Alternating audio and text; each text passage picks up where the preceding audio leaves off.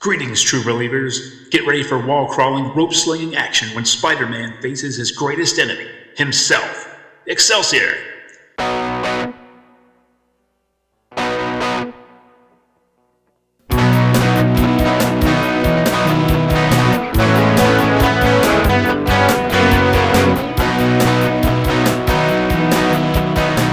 Battle of the Network shows. Join Rick Brooks and Mike Kogel as they explore the TV of the 70s and 80s through hand-picked episodes of their favorite and not-so-favorite series.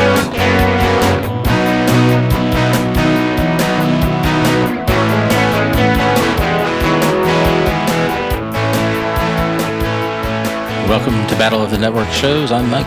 And I'm Rick. Hello, everyone. And today we're going back to some of our favorite topics. Superheroes. 70s adaptations of superheroes. Oh, yeah. Spider-Man. Yeah. That's probably it.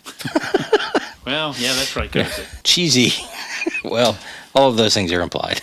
Yes. So, yes, the Amazing Spider-Man / Just Spider-Man, I guess, depending on the season, TV series of sorts from the late 70s. Did it make it into the 80s? No. No, it seemed like it was sporadically scheduled. I did watch it in reruns in the 80s. Yeah. But, yeah, I think it was off CBS by that point. Right. And in my mind, it had always been, I always thought it was just like movies or specials. And I guess it's because of the way CBS scheduled it.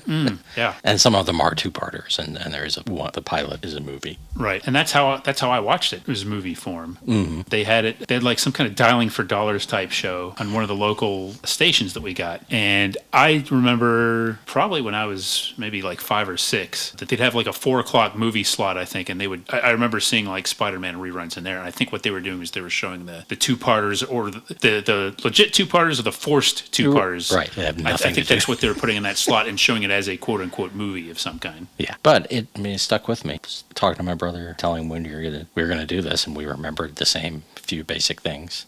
Ropes. Yeah. Instead of webs. Mm-hmm. Things looking off about his costume, like the eyes in particular. Yeah. And those are probably the main things. And maybe a vague sense that watching all of these reconfirmed that pretty much all of the villains are just guys in suits. Right. Regular suits, not super suits. Yes. Except for that one where it's a woman. Yeah. Not even exosuits. No, not even exosuits. Yeah, mostly middle-aged men. Yeah. And I think a few other things. I think the general, I don't know if it's from this or from other things, just, Jonah Jameson yelling. That was probably more from the 60s cartoon. And I think just a sense of Nicholas Hammond's Peter Parker being annoying to people around him. Which, again, certainly it bore out watching it. He's very persistent. Mm-hmm. Yeah, he's not like a struggling student. He's more like a dogged journalist. Yeah. In the series. It kind of defines him more than anything else. Especially the second season where he actually seems to be some sort of combo photographer reporter. Yeah. A little more trusted. The first season, he's definitely getting under people's skin. Right. As he should. Yeah. It's definitely not the comic book Spider-Man, but... No, but I mean, I guess it's by that time in the comics, Peter was in college, right? Mm-hmm. I mean, this one's a grad student, so he's a little older, but... I think they'd aged him up a little bit in the comic strip at the time, maybe. Oh, okay. So, yeah, it wasn't like... Well, and Spider-Man and His Amazing Friends, which we talked about, he was in college in that. That's right. But now, here's like grad school, I guess he's, right? Yeah. So that even implies a little bit older. But, it maybe not the comic book Spider-Man exactly, but I still enjoyed it. I don't remember watching it when it first aired, but I remember watching it in those reruns, and, it was Spider-Man. Right. It meets the minimum requirements of being Spider-Man, which is like him putting on a Spider-Man suit every now and then, him playing a character named Peter Parker. There is a Jonah Jameson. There's glimpses of some of the other elements here and there. Not a lot, but still, it was Spider-Man enough for me. And actually, when Disney Plus launched, this was one of the shows I really hoped that they would put on, because I was like, okay, I'd like to see it in good quality. I know Sci-Fi showed reruns, and it had some video releases, and I think a lot of those, recordings and whatnot are why we can watch, the episodes pretty easily today. Yeah. But yes, it has not appeared anywhere officially on streaming, and I don't even know if it's been on TV anywhere in years. I wonder who owns it. I mean, do you think Disney owns it? Well, didn't they? They just come out with a Marvel Legends figure that's inspired by it. Now, I guess they don't have to, and it's masked, so that's not like any Nicholas Hammond likeness or anything. Right. I don't know. It's kind of like the Japanese show, when they did that docuseries episode on the Japanese Spider-Man, I thought for sure, well, they'll do something with it, and they didn't. So I think it's quite possible that they own it and just haven't bothered doing anything with it. But it really seems like, with just just a minimum amount of work, I don't know, it'd be pretty cool thing to present to everybody, but they just don't seem that interested in the 70s era. Right. Like the other things I assume Universal still owns, but I'm not sure what studio even was involved in this. Was it Sony? Sony, yeah, I was going to say, I think it's Sony Columbia. Right. I mean, they're working on enough stuff together. You think they could work something out, but I don't know. It just seems like there's money there. And I think like the Marvel Legends figure announcement, I thought it drew a lot of interest, it seemed to me, from what I've seen. I'd like to get one. I don't have one, but... Right, yeah. I've heard it's available. It's a Walmart exclusive. I've heard it's available on their website, but I haven't looked into it. Yeah. I mean, which is weird. I mean, it would be kind of disappointing if it's only available on the website because, Walmart is one place where people go in the store and actually buy stuff. Yeah, yeah. You don't necessarily think to look, unless you have some specific purpose, and maybe that's part of the goal. But I don't know. It seems like there's enough interest to do something with it. But on the other hand, I guess I'm thankful that they haven't cared enough to have it stricken from the internet. Yeah. So it's very easy to find, in different incarnations. And I don't think they're all complete episodes. I think some of them are syndication edits and things like that that we were watching. But it's still enjoyable, and I'm glad we decided to do this one. Yeah, me too. It's definitely one I think I've wanted to do since we've been doing this podcast. Yeah. And since we've mined all the other live action Marvel stuff, I guess. Right. And it's something that, and like you talked about, like childhood, it's like it does have memories, but it's something that I haven't really watched since then. But I did have some pretty strong memories of it, not specific episodes, but just like the images and the way they do his spider sense. Yeah. There's things like that stood with me, and I had fond memories of watching the show. So yeah, this is exactly the kind of thing I think we launched the podcast for, is stuff that we kind of remember that isn't necessarily around as much, and thought it'd be fun to revisit. Yeah. Of course, there's one more live action Spider-Man out there on Electric Company. That's right. Yes, and I have fond memories of that too. Yeah. He didn't talk. He was notably mute. Yes. Oh, that's right. Yeah. I don't know if he spun any webs either. Yeah. Or crawled any walls. But his costume looked pretty good. Now that, I'm sure, was like a licensing thing, but boy, it seems like they could put together a compilation of those too. I don't even know if they've done anything with the Spidey Super Stories comic book ever. Have they ever reprinted any of those? I don't think so. Because I used to get that comic book and enjoyed that. Yeah, I don't. I mean, the only thing I can think of is that, in Loki they had the Thanos copter. Yeah. But another thing we've talked about, I think, is that 1981 or 82 Hulk cartoon. And I was just, reading a Retro Fan a while ago where there was no good answer as to why it isn't anywhere. It's just one of those things that nobody's done anything with, maybe. Right, yeah. And maybe it's the same thing here. But, one thing is, and also I find interesting, I don't think there's a whole lot of information about this series for something that has a cult following with such a famous character. You'd think there'd be like some more information out there about it. It seems like it's pretty scattershot. And I kept, seeing like the same pieces of information crop up in the, it's like there's one source or whatever for all this, and it just gets repeated. Right, and the only interesting things, although there's a podcast about it.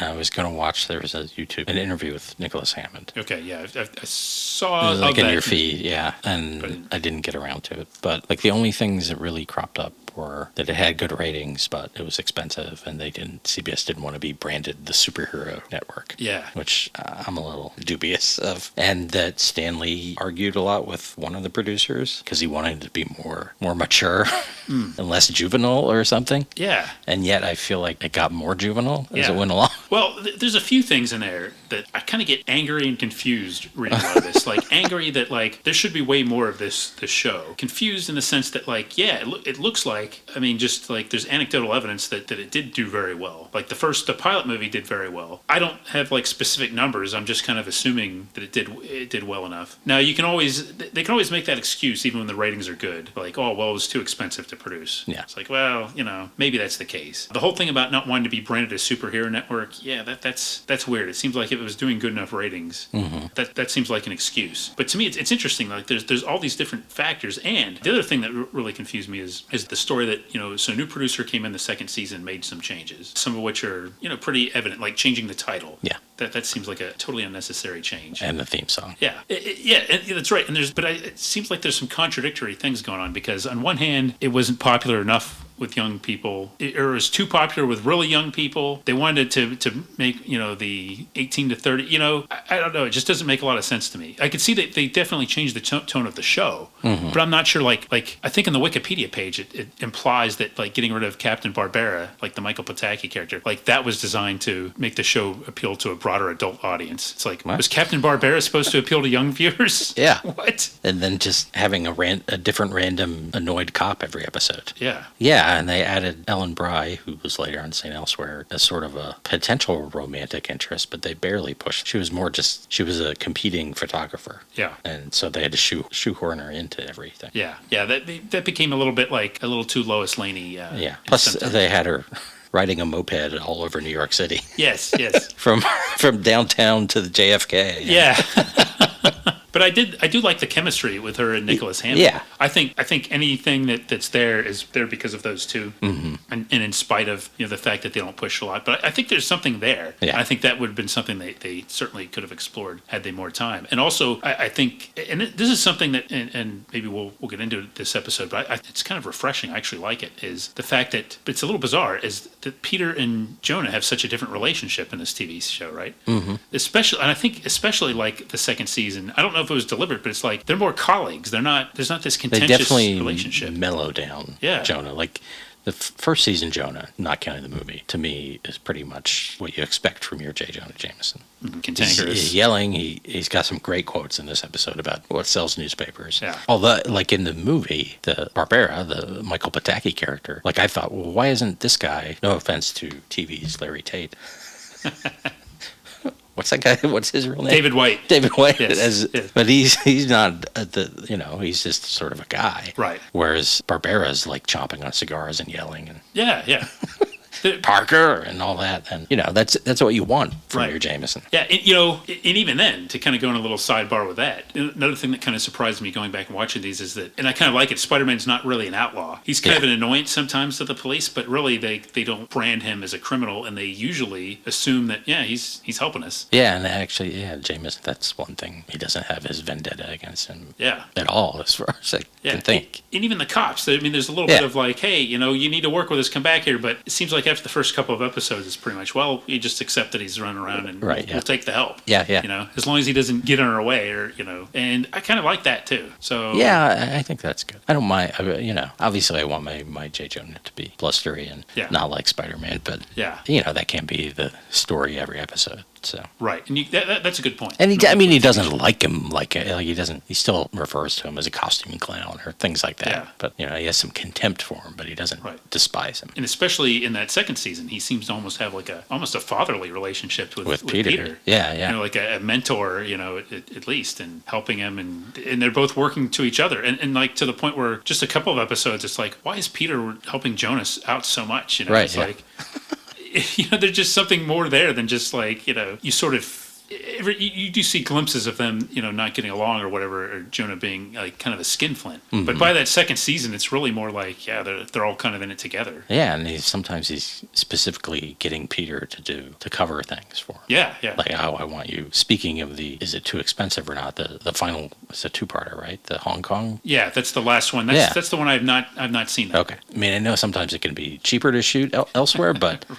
They do go to Hong Kong. Anyway, that involves him like, this friend of mine. It's kind of ludicrous given Chinese-American relations, even in the 70s, even post-Nixon. That this friend of Jonah's from the war, who's he's big up in the Chinese government, but he's in danger. He's been wrongfully accused of something, and so he comes to America and wants Jonah's help, and then people trying to kill him and stuff, and they just want to clear his name. And like, what? Why are all these Americans? Yeah. Besides Jonah being his friend, why are all these Americans? Would they be concerned? Would they have any say in what happened in internal Chinese politics? Yeah, but Jonah has a lot of trust in Peter Parker and considers him one of his best guys, even if he doesn't always say that, because he uses him for all this stuff, like you say. Yeah. And this Jonah is very well connected. He is. He's got people in the State Department. Yes, he knows people in the government. He's like a fixture in society. Yep. The institutions of the city. So yeah, he's quite the guy. Yeah, it seems like the Bugle is maybe a more respectable paper than sometimes in the comics. Yeah, I think there's in a couple of episodes, like they seem to contrast. They make it a point to show other tabloid papers and paint them almost more Inquirer type stuff, or paint them as different than the Bugle. Right. Yeah, like a respectable paper. So yeah, I mean that's one thing I'd like to see more of the Bugle. Actually, I don't expect to see Lou Grant, but it would be nice to see a few more people. Just the same handful of people. Every now and then get a little bit more flavor of the Daily Bugle. We get that a little bit in this episode yeah. we do. But as far as like actually people talking and interacting with each other, it's usually Jonah, Rita, and Peter. Right. Yeah. So Rita, played by Chip Fields, mother of Kim Fields. And she's a nice character. I mean, she's basically Betty Brant, right, from the comics, but different name, I guess, because she's black. I don't know. Yeah. Maybe they only had the rights to certain names. I don't know. What. Yeah. But she's like Jonah's assistant and is a good go-between friend for Peter. And yeah, I like her. Yeah. There could be more. And the pilot had Robbie Robertson. Yeah, I was kind of like, oh, yeah. Yeah. Because I started with that, and I'm like, oh, I forgot that he was even in this, and it turned out, well, he really wasn't in this series after that. But I like having Rita, have a non-romantic friend. That dynamic is always nice to see, and they have like their own kind of chemistry. Seem to have an affection for each other, look out for each other, and I do enjoy that relationship and that character who seems to be the kind of ubiquitous, but just knows everything, knows more than Jonah does about how the Bugles run, and is resourceful. Yes, and second season, at least once they imply that she knows. Yeah, I got that impression. Yeah, it's towards the she kind of says something. Like, yes, you're a friend or something like that. Yeah. I think she knows, and it makes sense. Sure. And then they bring in the Julie character, and I mean, they could have had her be on the Bugle itself, I guess, by having her being on a rival publication. I guess they kind of going for a different kind of dynamic there. And kind of like sort of joking, friendly rivals, but then they're always having to do these. You need to just hold back on this story. You need to back off. Yeah. It's interesting, of all the things, I mean, as much as we're talking about how they don't really take you deep into the Bugle, it's like that's one of the core elements that they really emphasized in this TV show. It's like, okay, the newspaper and the reporting aspect, let's play that up. And I guess maybe that's an artifact of 1970s post-Watergate and journalism being kind of like a hot profession, maybe. I mean, that's kind of, when you think about CBS worrying about it, having too many superhero shows, but it's really like 75% investigation and 25% Spider-Man. Right. If that. Yeah. And, to this adult, the Spider-Man stuff is kind of dull compared to the rest of it. Because of course we've seen it and we know what's possible now with Spider-Man in terms of action and recreating his powers and everything. That it's there's only so much wall crawling you can watch. Yes, it's a little repetitive, and without the swinging. Yes. And why use do web swinging when you can climb up a wall at a total deliberate pace, right? That's a big hallmark of the movie. And the action is like one thing, and I don't know if I'm thinking this must have been a conscious move, but you notice in a lot of the fight scenes, he lets the other guy make the first move and then dodges. So instead of Spider-Man just going up and like kicking people from behind or whatever, he'll drop down, land behind them, let them turn around and find him, swing, and then he'll do some kind of almost ballet or kick or something like that a lot of times. Just like a spider. Yeah. There did, especially in the movie, seems a lot of emphasis on making him behave like a spider. Yeah. There's all these shots of him climbing partway up a wall and turning one direction, then turning back. Yeah. Turning around in circles and things. And and it just, I don't know. I was watching. Oh, no. I think they got away from a lot of that, but one thing that they kept through the whole series, which I love, is his Spider-Man's big move is if he lands somewhere or if he's done climbing and lands somewhere, no matter where he is, he does that thing where he puts his hands out and he looks around. It could be like in a rooftop at 2 a.m. and he's still looking around as if there's some, and it's obviously something deliberate, I guess, to make him look, I don't know, it's supposed to be like some dynamic pose, but it looks kind of goofy most of the time. It's like a basketball player going into triple threat position. As soon as you catch the ball. Maybe it's because he has trouble seeing out of the spaghetti strainers on his eyes. Boy, I'd hate to think that's the case. I feel bad for him. But yeah, you might be right there. And you have a very cool Spider-Man 1977 shirt on. It includes a drawing of his head, of course. And the first season, he has these lenses, little dots, like they're metal and they have little dots in them. Mm-hmm. I say they're metal. I don't know what they are. Yeah. They're like screens. Mm-hmm. And then the second season, they are more like sunglasses, lenses. Yeah. And I like kind of like the thing in the end, at least in these versions of the episodes, where it's just Spider-Man's face, like, all of a sudden, like looking at you, while the credits go over it. And to me, there's always something like fascinating about Spider-Man's face, especially like blown up or like in any kind of like close up or whatever. Like I always like the Spidey logos and stuff, and I always love that logo. So to me, it's a real treat at the end of each episode, just seeing the credits roll over. Or like sometimes in the old comics where just be like his face on a wall or something. Yeah. And he had some sort of flashlight or something. Yes. Yeah. Spider signal or something. Spider signal. Yeah. To me, there's something like amusing and kind of cool about it, and I always like that. So yeah, I do like the close-ups, but you really have to take them where you can get them because there's not a whole lot of Spider-Man, and you're right, it's not. I mean, would you call the Hulk a superhero show? Yeah, maybe. That's a because the Hulk is such a fantastic character, but right. like a Wonder Woman, I have no problem calling that a superhero show. Yeah, but of those three, Spider-Man is the least superhero-ish of all three of them. I think so. Like we talked about with the Hulk is sort of like the fugitive or that kind of thing, but he is going to turn into a monster every episode. Right. So.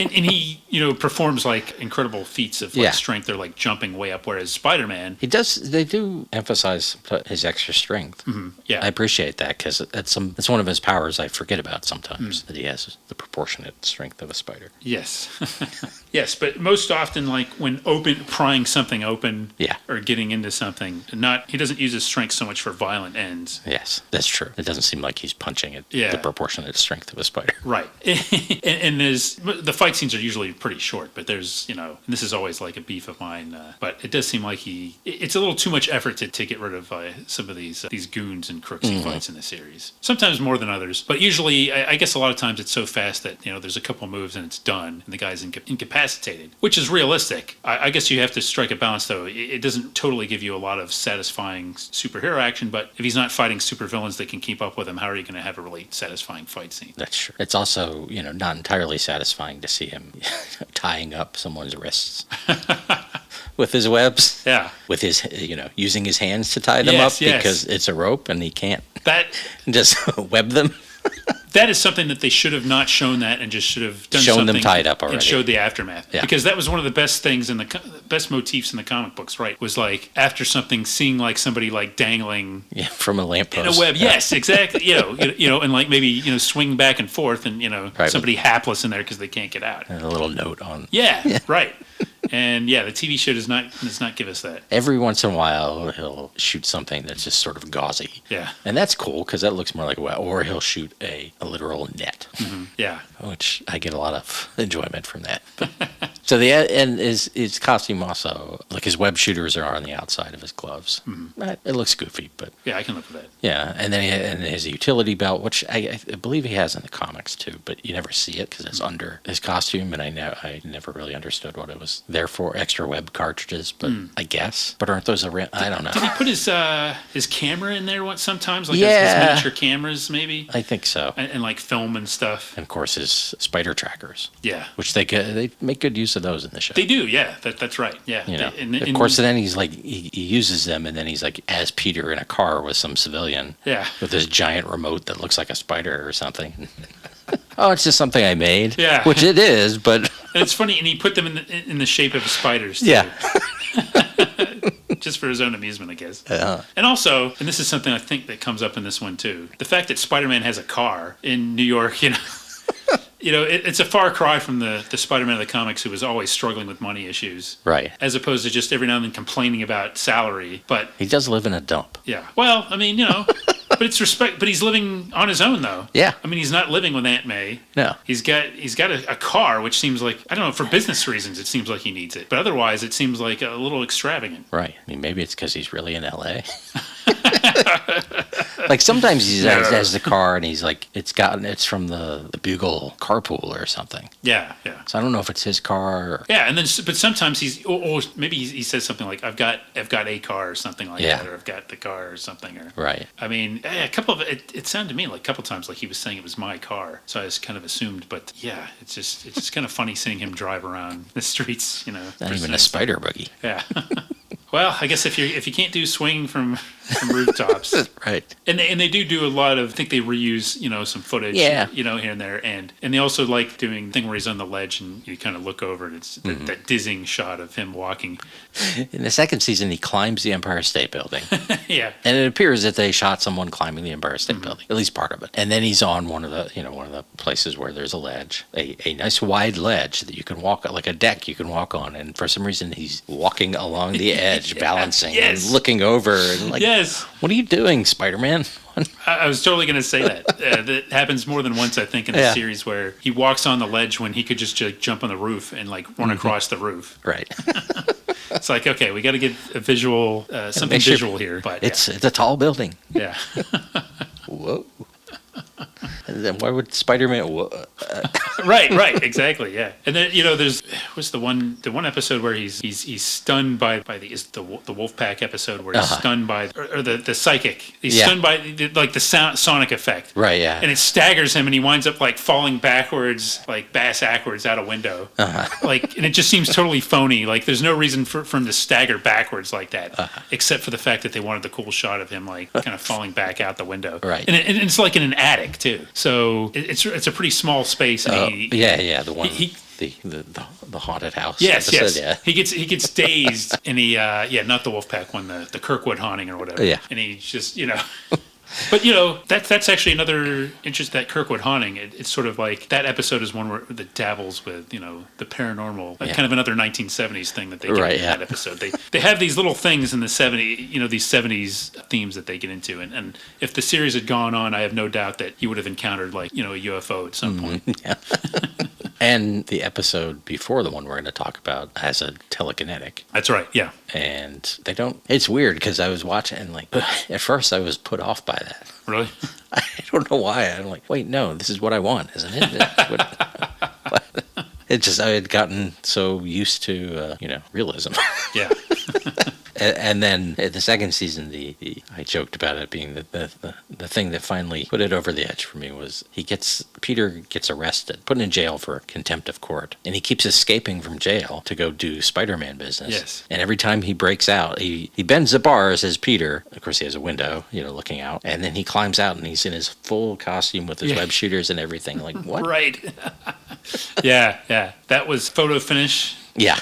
That was episode had a lot of logical problems. Mm-hmm. I think most of them work okay if you can, roll with most of it. Yeah. But that one in particular, and also the fact that they were trying to get into like a big, freedom of the Fourth Estate kind of thing, and it was just so muddled and didn't really make sense to me. Like it was like Peter had the right principles, but it seemed like it was the wrong way to go about them. Like he was withholding evidence. Yeah.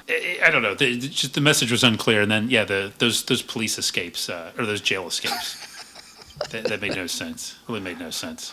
Where did he hide all that stuff? Yeah. I don't want to know. I think, isn't that the one, too, where he gets shot in the leg? Yeah. I think. And then it comes back. Right? There's one scene where he's kind of limping, and he's kind of, somebody asks him what's wrong with his leg, and he sort of explains it, but then that kind of disappears, too. Yeah. Well, he heals fast. Yes. But you know what? The fact that we're enjoying, we're having a lot of moments after just kind of watching just about all these, and I had a lot of fun revisiting it. This is great. If they had 2 or 3 seasons, I'd watch all of them, no doubt about that. Yeah. Even if they didn't have supervillains or even somebody like Kingpin or that. I guess that's a little disappointing. But see, knowing it now, going in today, I knew that, and I didn't expect anything like that. Mm-hmm. And I don't remember as a kid being disappointed. Like I said, it was Spider-Man. So yeah, it might have been just because I had a general because that was all of these things. Yeah. And the Superman TV show, same thing. Like, after a while, he's just fighting the same gangsters every week. Right. And of course, there was the one contrast, which was Batman. Yeah. is that had all the wacky baddies. Yeah. Like even the Super Friends cartoon we talked about, a lot of seasons didn't have supervillains. They just had robots and natural disasters and things. Right. Which is why, so the challenge of the Super Friends season stands out so much for having the Legion of Doom. Yeah. I think like what you just mentioned there, to me that made me and makes me probably more inclined to accept Spider-Man, because it was kind of par for the course. It's like, okay, I've got my comic book superheroes and then I've got my TV superheroes. The movie superheroes may be somewhere in between, but even Wonder Woman, she wasn't exactly fighting a lot of, super villains. And Batman, I mean, they were colorful villains, but they didn't have superpowers. Right. Maybe they'd get some kind of like device that would give them, some ability. But yeah, and Superman was the classic example of, this most powerful being, fighting thugs and gangsters. And to be fair to this show, some of Spider-Man's biggest enemies, they might have colorful costumes and personalities and things, but they're basically scientists and businessmen who've gone over the edge. I mean, like Doc Ock and Green Goblin. Yeah. Okay, so Rhino is neither a scientist or a Connor's businessman. Lizard, he's a scientist. There you go. Exactly. Yeah. Now that seems like one they could have gotten into. Right, yeah. Especially with in some of the academics, the world of academics and science, which we see in this episode a little bit, references to that. Then there's the one where with the nuclear... Oh, yeah. The nuclear... bomb. Where they got these kids, like, messing around with... with all this, radioactive material. That was a little unrealistic, but right. But a lot of it's well intentioned. I think. I think even the photo finish one, I would describe it as well intentioned, but a bit of a misfire. Yeah. Like they're trying to make a point, and every now and then they don't have a lot of space, but they're trying to introduce some concepts, and it's not totally dumbed down. Is what I'm trying to say. It's like this. They're doing a little bit of science or pseudoscience in some of these. They're raising a few questions. It's reasonably well done for what they're trying to do. I think. Yeah. So the first season, the music is by the great Stu Phillips. Second season, I forget who, but it's just sort of like generic. Yeah, it's more like music. A disco themed. Right, and it really seems like that. I mean, they just have that one piece of music. Yes. It's like the Spider-Man cartoons that we've talked about, where they reuse the same musical cues over and over again. It's funny you say that, though, because I think that the first season, I would almost describe that music as more generic. I mean, and the second is more distinctive. It's generic in a different way. Yeah, it's like a thriller show, like a detective thriller type theme music. Yes, it almost sounds like and maybe Stu Phillips might have even done it like Hardy Boys or something. Right, music, Whereas, it's not up to his Battlestar Galactica standards. No, that's his masterpiece. Now, I don't know, did you happen to look up Charles Fries, one of the producers? No. He has some interesting credits here. I mean, he worked for various studios, including Columbia and Screen Gems, and after Spider-Man, he did the Martian Chronicles miniseries. Rock Hudson up. Yeah, something called Bitter Harvest. And then theatrical work included the remake of Cat People. Ooh, okay. Troop Beverly Hills, which was based on his wife. Really? Huh. That was Shelley Long's, maybe her first post-Cheers. That's right. Okay. And a classic, Thrashin'. Oh, Thrashin'! Oh, the movie that defined an era of skateboarding. Skateboarding culture and skateboarding. That's right. Thrashin' with Josh Brolin was... Yep, I think his debut. Yeah. The infamous Meatloaf theme song. Yes. All right. Check that out, folks. And the other, I enjoy this too. He got a star in the Hollywood Walk of Fame in 1978. Really? In 1986, he moved the star from the north side of Hollywood Boulevard to the sidewalk in front of the building he occupied. What? At 6922 Hollywood Boulevard. He did? Yeah. You can do that? Apparently. I didn't know that. Wow. I guess Troop Beverly Hills did a lot better than I thought. He had the clout to rearrange the whole Walk of Fame. Wow. Okay, yeah. Interesting. But, okay, so you got an interesting producer, interesting character, behind the scenes stuff going on, Stan Lee involved. There's got to be a book in this somewhere. It's got to be. And Nicholas Hammond, who had been in The Sound of Music. And, well, I looked, Robert F. Simon, who plays Jonah, I looked him up because, boy, his voice sounds like someone like who did cartoon voices. But he didn't. He just seems like a character actor. He did a lot of stuff, though. Yeah. Including one credit I'm going to tell you about off air. Okay. Because we might hear from him again later this season, actually. Ooh, interesting. Yes, it's very interesting. It's something I stumbled upon totally by coincidence, just coincidentally. And, there is not Love Boat level guest stars or anything, but there's some fun guest stars. Sure. Especially a lot of brunettes.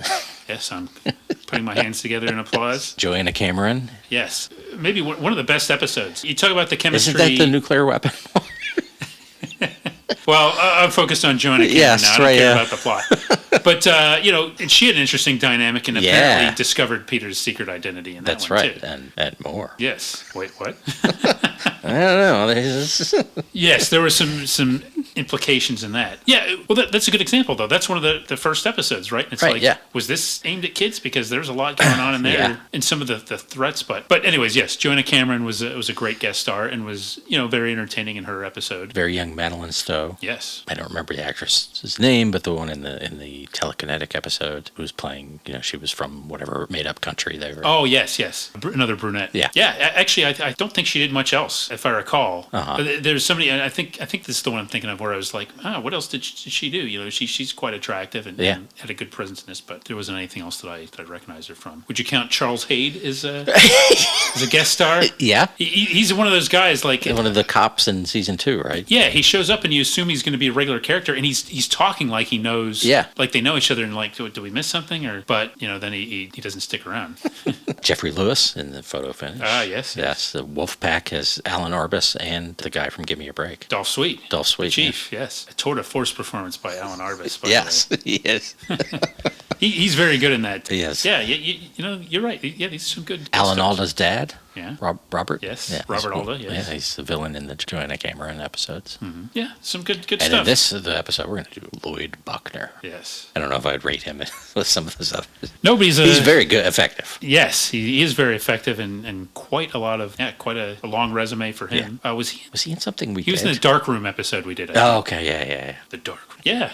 I think we got. There's somebody else in this episode, a pretty big one that was kind of a surprise. Mm-hmm. But yeah, I think you got like a lot of the big ones. There's only I don't know because the two-parter is actually like 13, 14 episodes. Yeah. Across 2 seasons. Oh, and that's the other thing I want to address too is again kind of the Wikipedia page being the main source of information here. The idea that CBS moved the show around more to counter-program against other programs rather than give it its own time slot and just run with it. Now, if that's true, that does make me angry because it almost seems like they never really took it seriously. And yet knew it was successful enough to use that way. Right. Yeah, exactly. Yeah. It makes it sound like, well, we know it's going to do good, but we don't want it to do too good. So we'll just use it as counter-programming because, and that maybe does lend credence to the fact that they didn't want to go into it like another full season of it or really commit to it. If it was doing that well, it seems like malpractice not to give it an extended run. And I don't know, from the air dates, I'm not so sure about that. That's something we're going to have to investigate a little bit more, that assertion that they just moved it around to go after like young skewing programs that were hits at the time. But right. And this was an NBC. I kind of wondered, Mike, if maybe a network that had less to lose and more to gain, like NBC, could have spent some bucks. And obviously they didn't have the Marvel relationship that CBS did, but in this case, it almost seems like it was a negative ultimately. And maybe another network could have given it more time and done something with it. Now they would kill to be the superhero network. Yeah. Or maybe not. Yeah. They've got their own identity. Yeah. The procedural network. Right. So I guess we should get into the episode. Yes. Night of the Clones. Night of the Clones, which premiered April 26, 1978. Now, when I tell you what else was on that night, you're not going to say anything like, this must not have been one of those episodes where they held it, to topple a ratings giant. So following Spidey, there was a 1978 TV movie, an original TV movie called Siege with Martin Balsam and Sylvia Sidney. One of those movies where apparently one of those movies, I haven't seen it, apparently one of those movies where a bunch of senior citizens band together to take on crime in their neighborhood or something like that. Yeah. I mean, this is totally serious, mind you. I know. But it seemed like that was a thing for a while, too, like vigilantes and old people vigilantes. Mm-hmm. I don't know if Martin Balsam was, if he was, running around with a shotgun. Yeah. Yeah, I don't know if it was, Gran Torino or something like that, but something like that where they were strength in numbers and that kind of thing. Right. That was CBS. Spider-Man, of course, leading off the night at 8. And NBC, Grizzly Adams. Life and Times of Grizzly Adams. That's kind of counter program. Or not counter, but yeah. Sure, yeah. 9 o'clock, Ringo. Oh, yeah. This is the TV special where kind of they did the Prince and the Pauper thing. Right. With many special guest stars and where Ringo was in a rare dual role. Yes. What's the other version of him called? Or backwards. Oring Rats or something. Oring Rats? I can't even say it. So, yeah, that was kind of... What a night. It's kind of a special that I think's been forgotten about a lot. Yeah. By the way, actually, it's kind of weird. Isn't it that, Ringo had like a network special, like this comedy drama, variety special, but fictional? I don't know. I can't imagine any of the other ones doing that. I know Paul had some TV things, but they had animated mice in them. And yeah. And I respect Paul for not doing this, but the fact that Ringo did do this makes him perfect for our podcast. You know, that this is the kind of thing we want to see in our podcast. That's so right. I'm glad that he did it. Okay, 10 o'clock. Now, if you're going to follow Ringo with a special, it's like maybe a current affairs, like perspective, recent history kind of thing called Presidential Decisions, hosted by John Chancellor. And he's interviewing a famous political figure. Of all the famous in 1978 political figures, following Ringo, it can only be one man. And I think that man is Gerald Ford. So it was a special talking about some of the decisions Gerald Ford made it, during his. So I kind of like that flow there. Grizzly Adams, Ringo, and then you're going to follow Ringo with Gerald Ford. Another kind of regular guy. I like that. ABC, 8 is enough, and then reruns of Charlie's Angels and Starsky and Hutch. So that's a pretty big night for ABC, really. And this was a Friday? This was I think it was a Wednesday, actually. The 8 is enough, Charlie's Angels, Starsky and Hutch. Yeah, okay. So that's what we had. And of course, Night of the Clones, though, kicking it off. And we should say, this is, to me, probably the closest to the source material as you're going to get. This episode? Yeah. Yeah. Just, I haven't read any of the stuff, Spider-Man stuff with clones, but there's a long history of clones being part of that. The Jackal character from not long before this, right? Right. And then later in the early 90s, there was the clone saga, which is infamous, I think, for going on for like 3 years or something. Yeah, and that was drawing on events that happened in the 70s, right? Yeah. This opens in the Bugle, and they're having a big meeting of reporters and photographers because the Tovald Awards are coming to America. And for the first time, an American might even win. Oh, yeah. These are science awards. Yeah. When Jay Jonah, when he mentions that, yeah. he almost has like a little bit of the aw shucks like wonder that Walter Cronkite did when he was talking about the space program. And they say an American might even win it. So I love that Jonah's like so into this Tovald Prize thing. Right. And one of the people possibly up for it is this Dr. Moon, who's, I believe, Peter brings it up later. He's talking to Jonah by himself, but that he's been passed over for 5 years in a row by this committee. So, but he gets assigned to go with a reporter named Charlie to cover a press conference that Dr. Moon's giving. And some other people have been sent to. The first committee members are arriving at a hotel, so they've been sent to cover that. They're like rock stars, these Tovald people. And Rita comes in. This is after the meeting, and it's just Jonah and Peter. And kind of Peter says, what Dr. Moon does involves cloning, and Jonah doesn't care. And Rita asks what it is, and Peter gives a kind of explanation, and She doesn't like the idea of it. It's not. It doesn't sound like a completely scientifically accurate explanation to me. No, but Peter is like the resident science guy around here on the show. Yeah. Anything science related or remotely science related, he's got a take on it. Right. I believe Rita says something, so I could be my own mother or something like that. and she's like, I don't know about that. And he's, neither do I. This Peter is a pretty serious guy. He is. He's very thoughtful. Yeah, he's not wising off much. No, and actually that's one thing that the series misses is it doesn't have quips. Because, I guess he does talk when he's Spider-Man a lot of times, but he doesn't... Not much. He doesn't make wisecracks. No. He talks only when necessary. Usually he talks to the people he's helping, Yeah. not the people he's fighting. Exactly. Yeah, and I do miss that. Yeah. For me, that's like quintessential Spider-Man. Yeah, every now and then there's a flash of it, like especially when he's like him and Julie sometimes, but it's more expressions or just like kind of the attitude, but you don't really get the repartee you'd expect from Peter. That's the one thing that the show that I wish the show could have incorporated. Maybe that's what Stan was really mad about. Yeah, and the lack of alliteration. Yeah. So at the hotel where the committee is arriving, we see a mystery man, and he goes into an elevator, and then he stops it, sneaks into the elevator shaft through the roof of the elevator, and he rigs some sort of bomb. And then he returns to the lobby and hides behind a plant. And he has some sort of a remote control with an antenna on it. And then the two members arrive. They're arguing about caviar or something, but they're accompanied by a young woman played by Morgan Fairchild. Yes. Mrs. John Lovitz. That's right. So her name is Lisa, and we find out later she's the granddaughter of the guy who's in charge of the committee, and her father was also a scientist. So they're all about to get on the elevator, and then she remembers she left some documents in her hotel room, and she leaves, and they get on the elevator, and then as it's going up, he sets off the bomb, and they plummet to their deaths. And then we see the man. Or do they? Don't they? Or are they doesn't injured? She later say that they're lucky to have survived or something? And I think Barbera says, "Oh yeah, they're very lucky," because I was thinking, how in the world could they have survived that? Right? Yeah. It's a very No, it's the assumption is it's totally you would think that, but there's like a throwaway line later. Okay. I think that she says they're lucky to have survived, and they never show them again. They They're in the plummet to hospital. their near deaths. Yes. But we see the man. Of course, we don't know who he is. But then we cut to the next scene. He looks a lot like Lloyd Botchner. He does, yeah. And Peter and the press are assembled in the lab, and in walks Dr. Moon, and it's the same guy. And then as Dr. Moon's starting to present, I believe Peter asks a question, and it turns out Peter took a class from him in college. Peter's totally showing off here. Yes. Asking a question just so he can, show off that he knows him and that he's intelligent about the subject. Yeah, he's not even a reporter. It's not. And then a guy who I assume is Charlie, he makes a wisecrack. We're done with the reunion here. Yeah.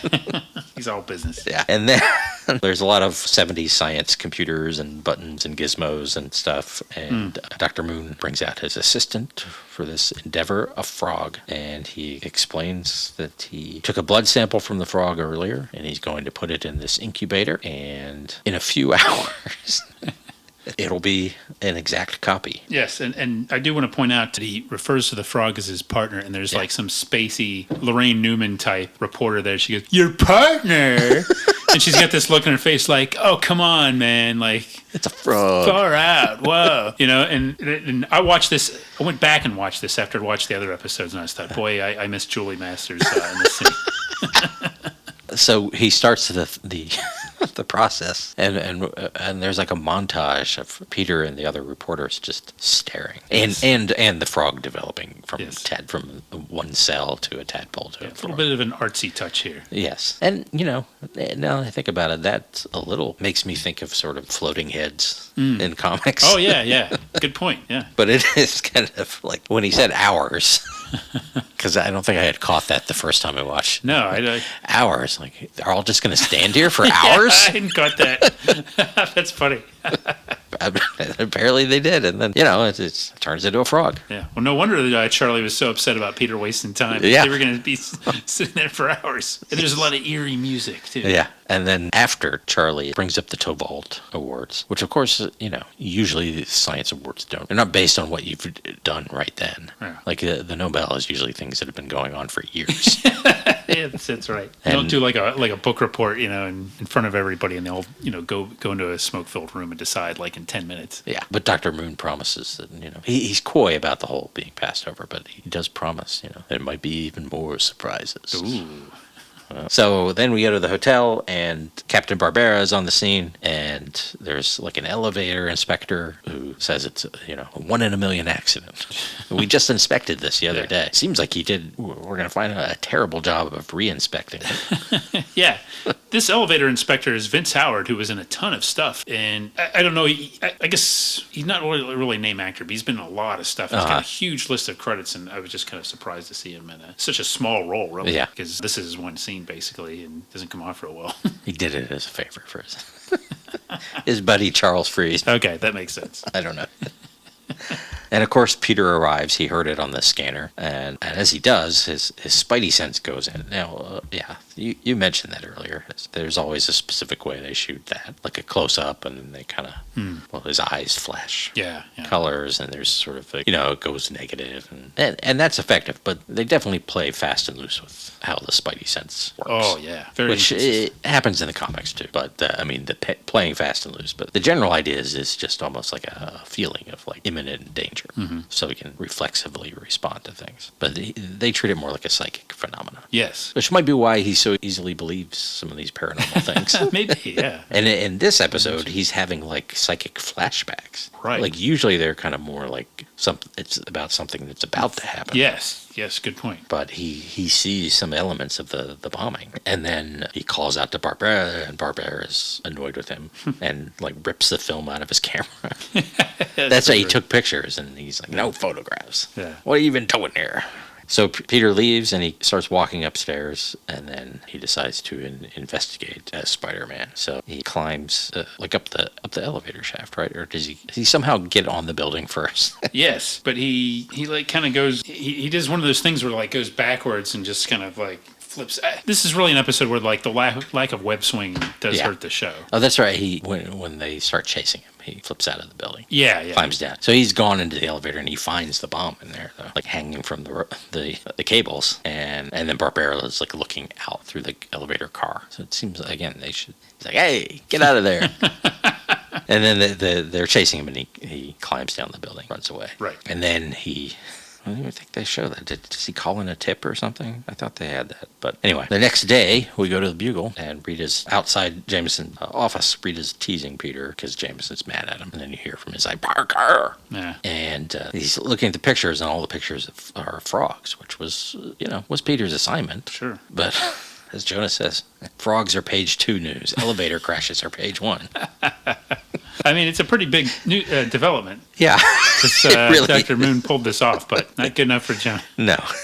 And Peter tries to, well, what am I supposed to do? He's like, well, if you're going to butt into things you're not supposed to be butting into, then get pictures. Peter should have said he can't be in 2 places at once. Ooh, yeah. That would have been some nice foreshadowing. Yes. He might have figured things out way earlier. True. And Jonah also says, when you've seen one frog, you've seen them all. Action, violence, elevator crashes. That's what sells newspapers. And Peter's kind of funny in this scene. He's kind of poking the bear a little bit. Yeah. And he gives Peter a ticket to the Science Foundation is throwing a costume ball. And he wants Peter to cover it. And, of course, Peter has to wear a costume, which he has to pay for himself. And then Jonah says, beautiful people, glamour, something else that I left out of my notes. That's what sells newspapers. Yeah, the Science Foundation is all about beautiful people and glamour. Yes. And Peter says, well, I thought you just said action and violence sell newspapers.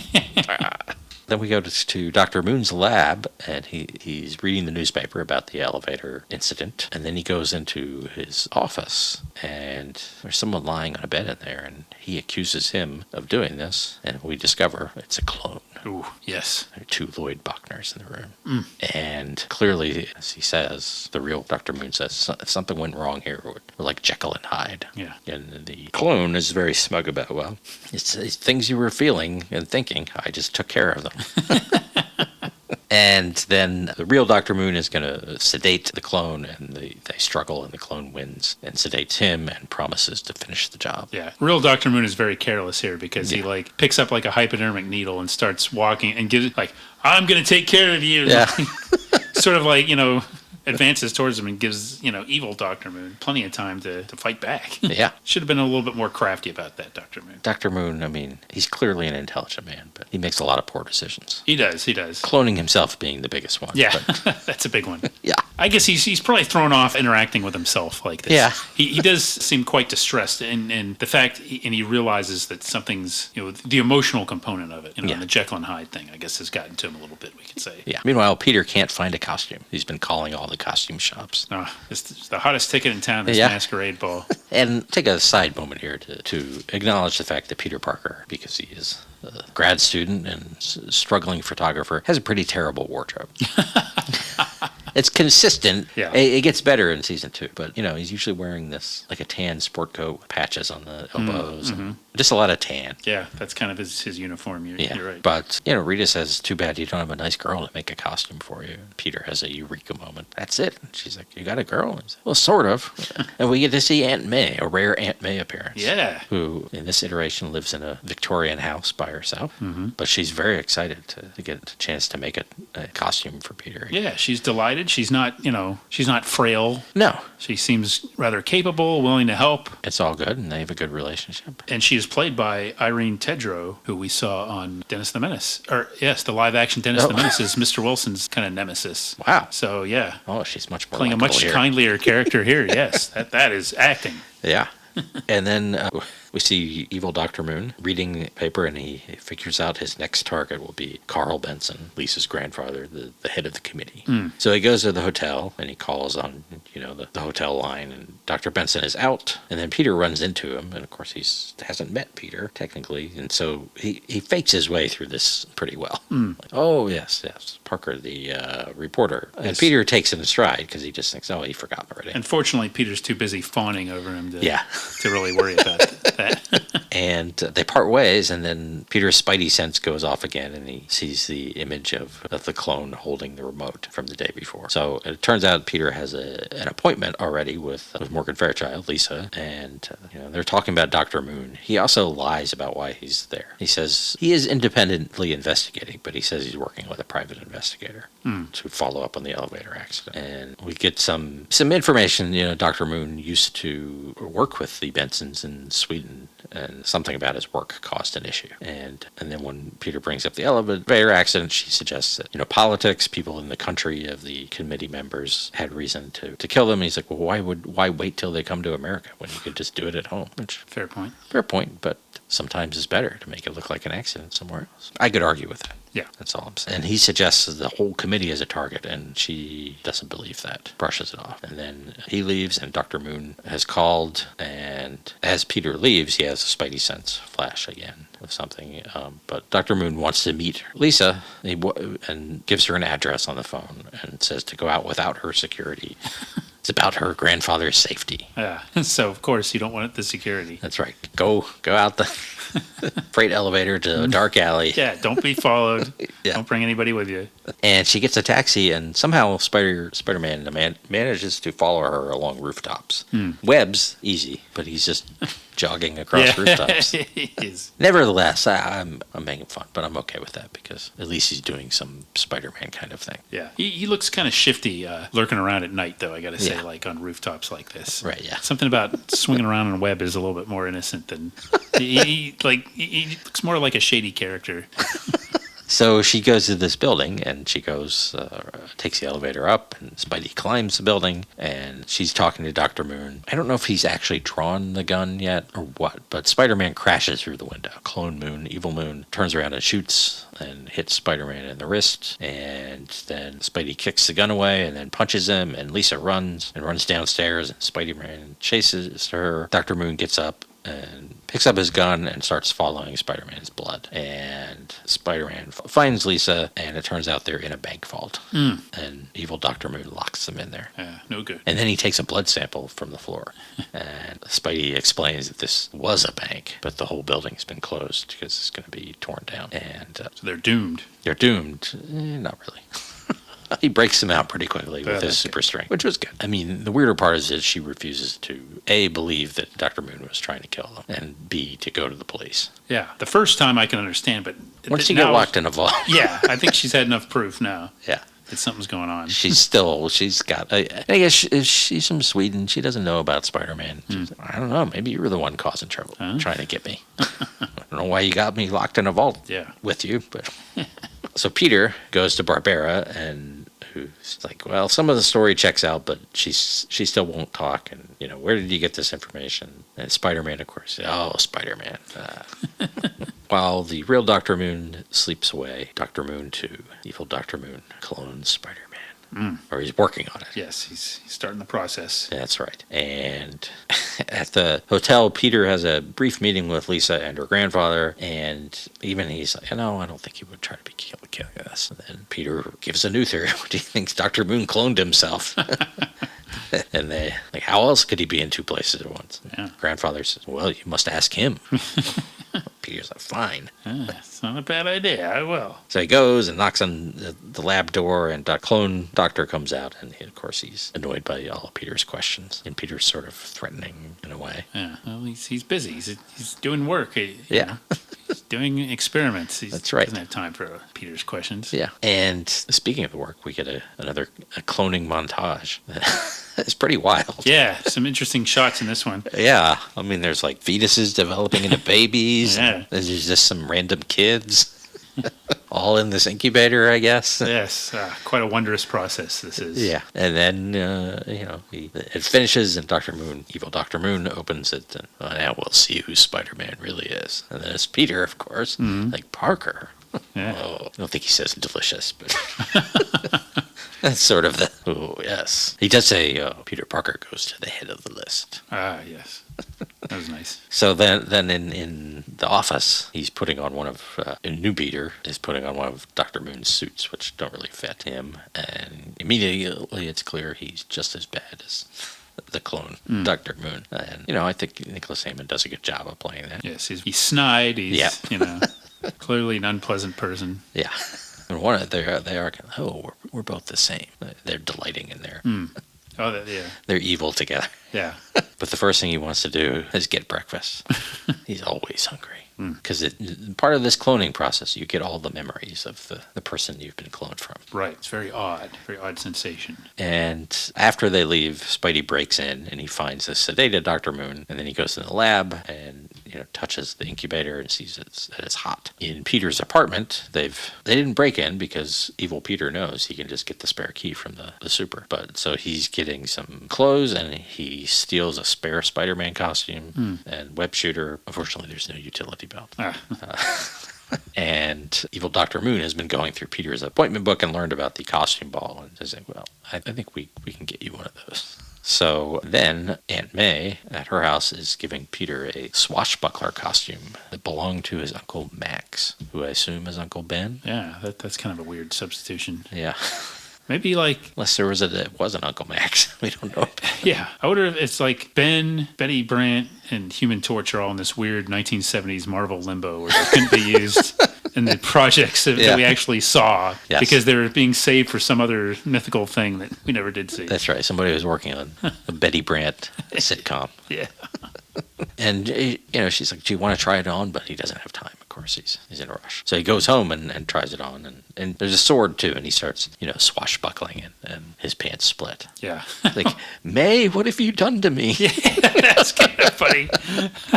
The whole bit with him in the costume is something that it could have been trimmed, I guess. But I love that it's in here because, for one thing, it's the only time we get to see Aunt May, I think, in the series. And for another... Yeah, I think, was she in the... She might have been in the movie. Yeah. And for another, I think a different actress maybe, too. But it's just a nice... It's nice. I like the interaction and the costume. It's a nice bit. But really, I think as soon as we heard Masquerade costume, we assumed... And he complained about having to pay for it. Right. We thought we'd get to the point we're about to get, right? Yeah. It finally dawns on them that he has the perfect costume. Yes. But I also like it because I feel like the superhero going in his own costume to a masquerade party is like a classic kind of... Yeah. Maybe it's just a Spider-Man thing, but...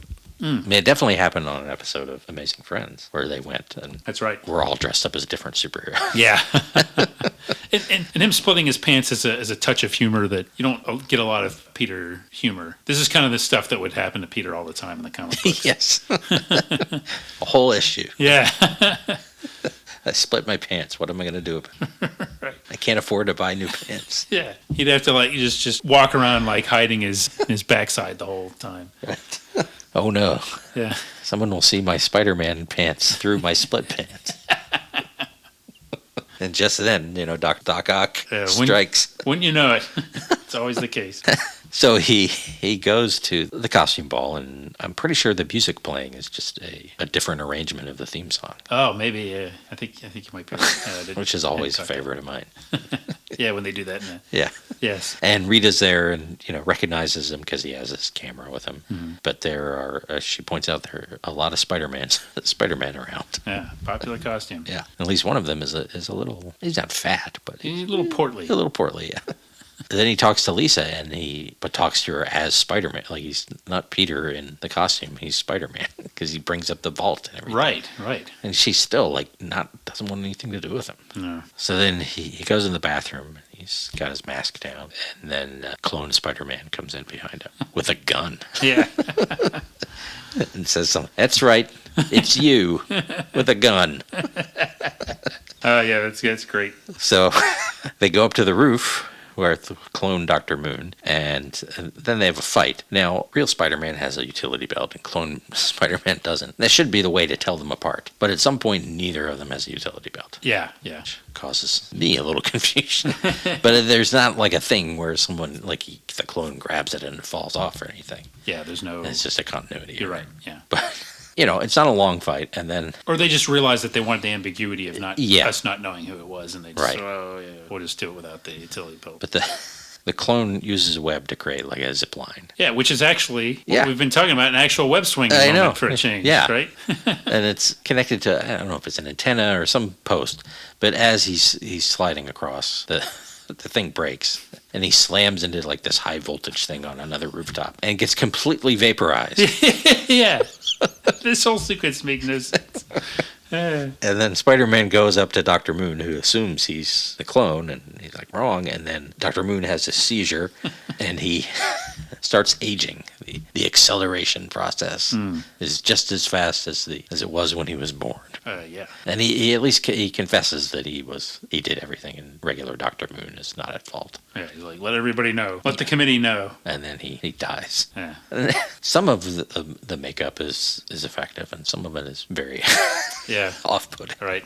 Well, I mean, I guess we're supposed to be focusing on the drama of the scene. Yes. As Moon makes his deathbed confession and acknowledges that, hey, nobody's bigger than the Tovald committee. That's what's really important here. They need to know the truth. I don't know how anyone's going to believe it. There's no evidence. No. Like, literally no evidence of the There's Spider-Man an old man on a roof. Yeah. This is Barbera said.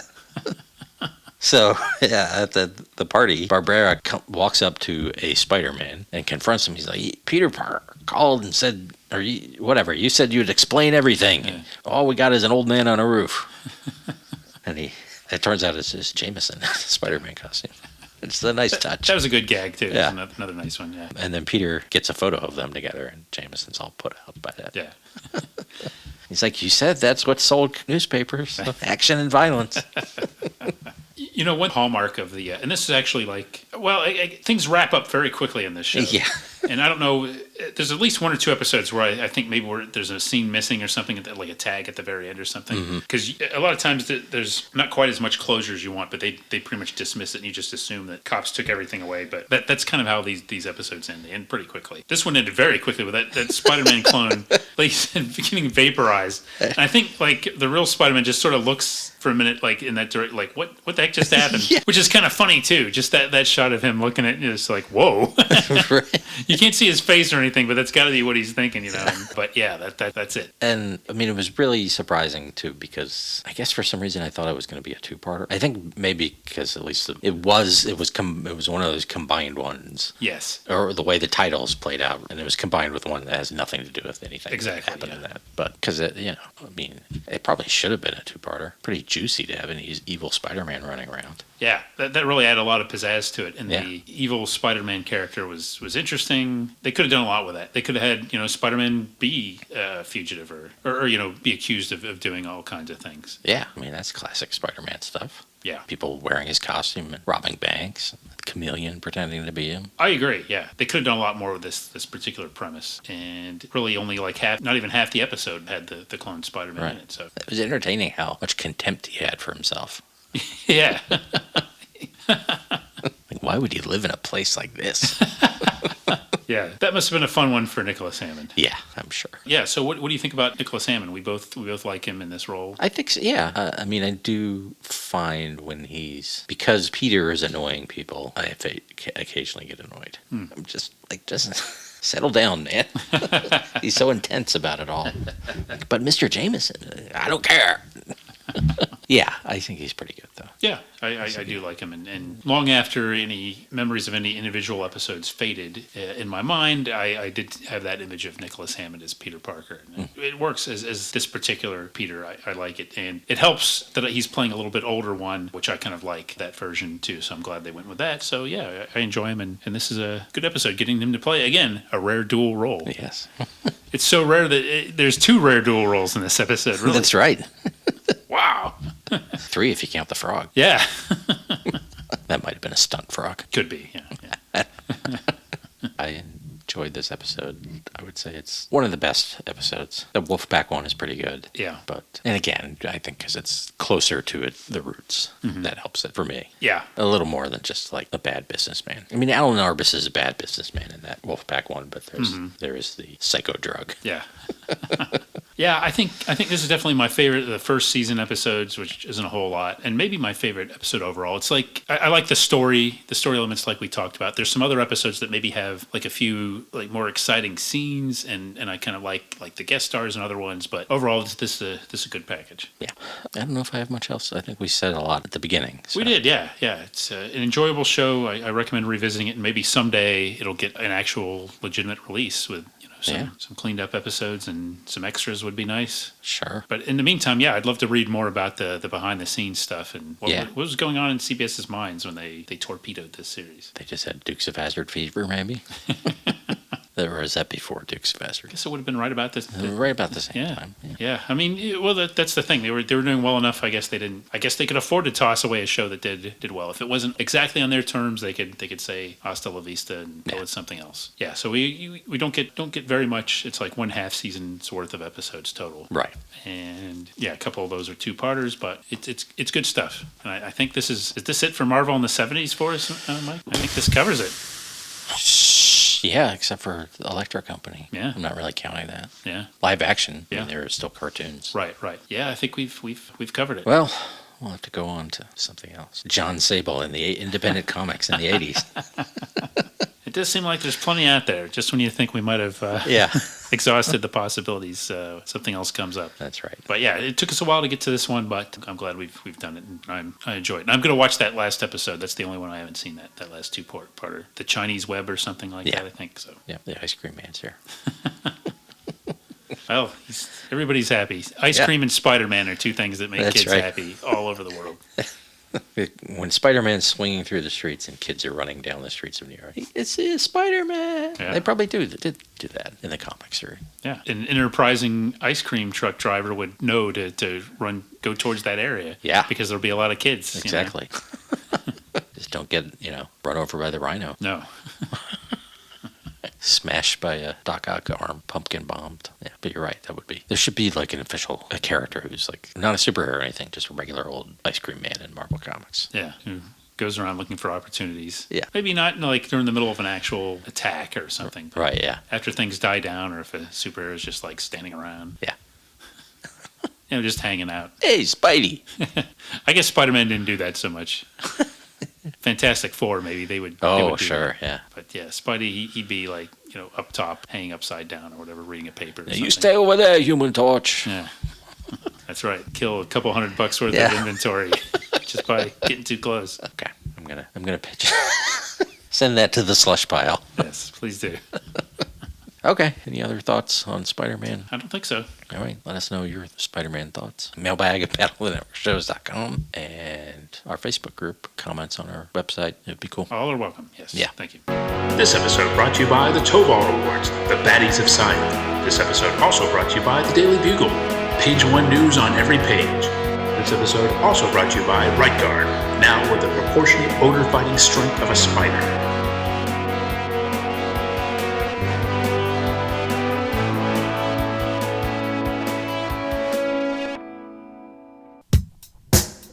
Join us next time for another exciting episode of Battle of the Network Shows. Learn more, leave feedback, and suggest future episodes at battleofthenetworkshows.com. Follow us on Twitter at BatNetShows and like our Facebook page, facebook.com/Battle of the Network Shows.